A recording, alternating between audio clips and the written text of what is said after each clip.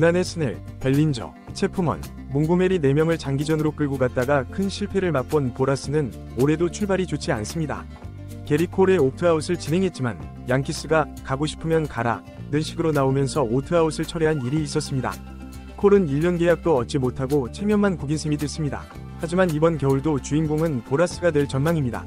보라스는 디 애슬레틱 FA 랭킹에서 1위 소토, 2위 번스, 5위 스넬, 7위 브레그먼, 8위 알론소, 12위 머나야, 14위 기쿠치, 16위 기마성을 보유해 상위 16명 중 8명을 거느리고 있습니다. 디 애슬레틱은 이들의 계약 총액을 14억 3.200만 달러로 예상했습니다. 에이전트가 가져가는 돈이 평균적으로 5%라 7천만 달러의 매출을 올리게 됩니다.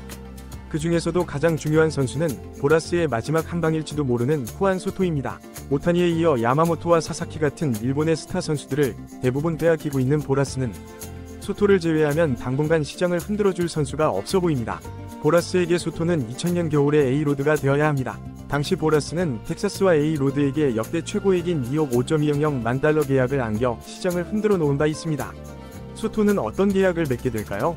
팀 브리트는 13년 6억 1.100만 달러, 짐 보드는 15년 6억 2.200만 달러를 예상했고, 친보라스 기자인 존 헤이먼은 7억 달러를 돌파할 것이라고 하고 있습니다.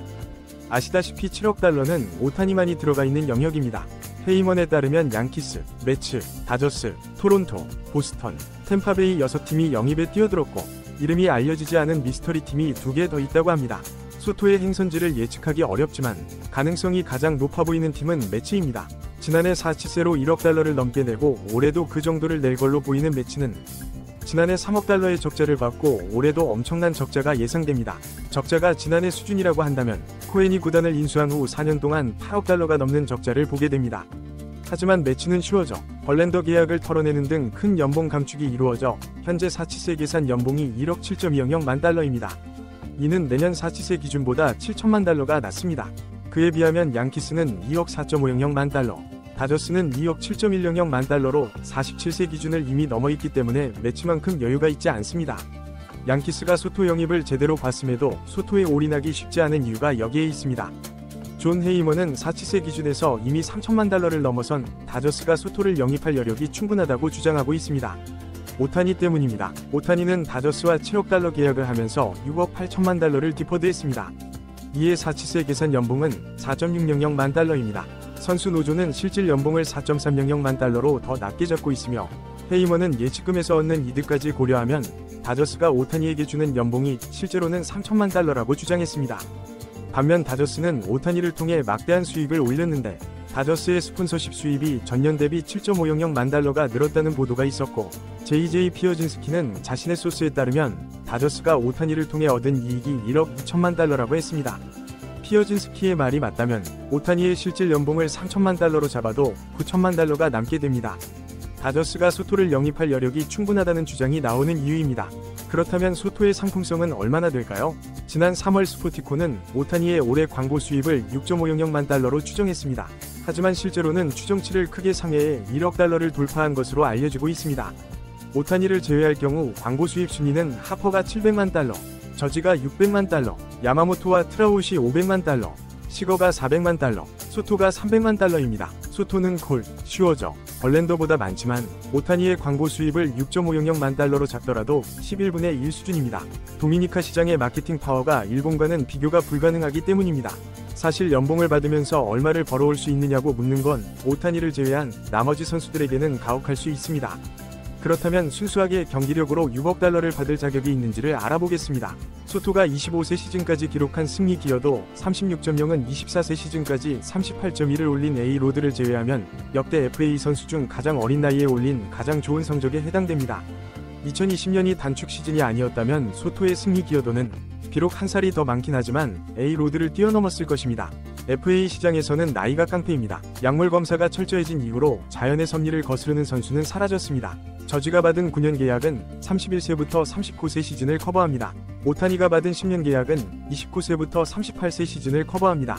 40세 시즌까지 보장받은 마차도, 보가츠, 터너를 제외하면 트라웃과 코레아는 38세 시즌, 배츠는 39세 시즌까지 이어지는 계약입니다.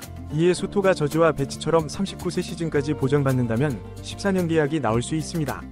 소토의 연봉은 얼마가 되어야 할까요? 저지는 2021에서 2022년 2년 동안 연평균 워 8.3을 기록하고 4천만 달러를 받았습니다. 오타니는 2021에서 2023년 3년 동안 연평균 워 9.5를 기록하고 4.600만 달러를 받았습니다. 소토는 2022에서 2023년 2년 동안 연평균 워 6.7을 기록했습니다. 따라서 소토의 승리 기여도는 계약 직전 저지 오타니보다 많이 떨어진다고 할 수 있습니다. 그렇다고 소토가 올해 기록한 9워 7.9, 9워 8.1을 앞으로 계속 유지할 거라고는 기대하기 어렵습니다. 따라서 저는 소토의 연봉은 아주 후하게 잡아도 4천만 달러가 맥스라고 생각합니다. 그렇다면 소토의 계약은 14년 5억 6천만 달러가 됩니다. 팀 브리튼이 예상한 13년 6억 1.100만 달러는 평균 연봉이 4.700만 달러. 짐 보우덴이 예상한 15년 6억 2.200만 달러는 평균 연봉이 4.147만 달러입니다. 저는 소토에게 오타니를 넘어서는 평균 연봉을 보장하는 팀이 나타난다면 엄청난 리스크를 감수하는 것이라고 생각합니다. 다저스 입장에서 소토는 달콤한 유혹일 수 있습니다. WRC 플러스가 통산 158, 올해 180인 소토는 통산 140, 올해 148인 배츠, 통산 142, 올해 175인 프리먼보다 더 상위 타자라고 할 수 있습니다. 오타니는 통산 153, 올해 181로 소토와 거의 같다고 할 수 있는데 2021년 이후를 기준으로 하면 1위는 189인 오타니, 2위는 165인 알바레스, 3위는 163인 프리먼, 4위는 161인 소토로 3에서 4위 타자가 뭉치게 됩니다.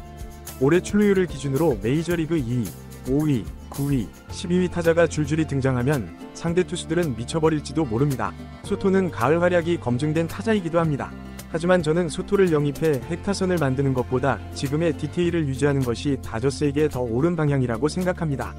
OAA 지난해 9, 올해 -5를 기록하고도 2년 연속 파이널리스트에 올라 골드글러브의 신뢰도를 급격히 낮춘 소토는 월드시리즈의 향방이 사실상 갈렸다고 할 수 있는 1차전에서 2번의 수비 실수를 했습니다.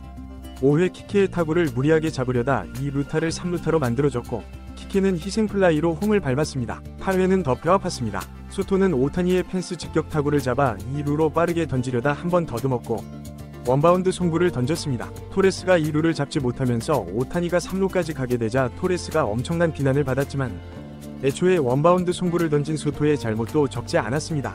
결국 오타니는 희생플라이로 득점했고 경기는 동점이 됐습니다. 만약 소토와 토레스의 합작 미스플레이가 없었다면 경기는 동점이 되지 않았고 위버가 한 점차 승리를 지켰을지도 모를 일입니다. 소토는 주루 능력도 많이 떨어집니다. 따라서 저는 이미 오베 트리오와 자신의 역할을 해주는 다른 타자들 덕분에 타선의 완성도가 높은 다저스가 소토의 위태로운 수비와 어설픈 주루라는 단기전 폭탄을 안으면서까지 타선의 수준을 더 끌어올리는 것보다는 더 저렴하면서 디테일을 높여줄 선수를 찾는 것이 맞다고 생각합니다. 반면 매치는 다저스와 상황이 다릅니다. 알론소가 떠나게 될 경우 공격에서 큰 공백이 생기는 매치는 소토가 올려주는 공격 기여가 수비, 주루의 아쉬움보다 훨씬 중요하기 때문입니다. 현재 시장 분위기로 보면 다저스가 소토 영입전에 들어가 있는 건 맞는 것 같습니다. 다저스는 정말로 소토를 영입하려는 걸까요? 아니면 경쟁팀들에게 부담을 주기 위해 몸값을 높이려는 의도일까요?